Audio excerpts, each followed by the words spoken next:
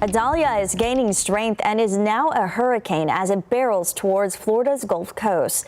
Landfall is expected tomorrow morning, most likely somewhere north of Tampa. Larry Seward has more from Tampa. The outer bands of Idalia are bringing rain to the Florida Keys as the storm intensifies and makes its way north. Residents along Florida's Gulf Coast are bracing for a major hurricane to make landfall less than a year after Hurricane Ian slammed this region.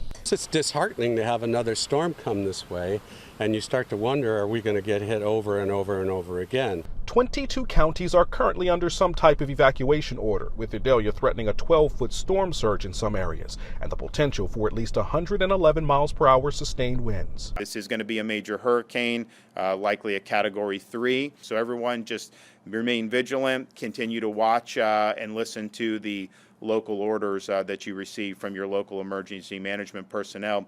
Here in Tampa, forecasters say storm surge could hit 7 feet, which could cause significant flooding in one of Florida's largest cities. The governor says now is the time for people to seek higher ground. You don't have to go hundreds of miles. You can go to a shelter in a different part of your county, go to a friend's house.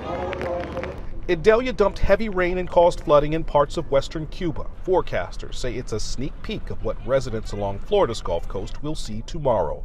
Larry Seward, CBS News, Tampa, Florida. And happening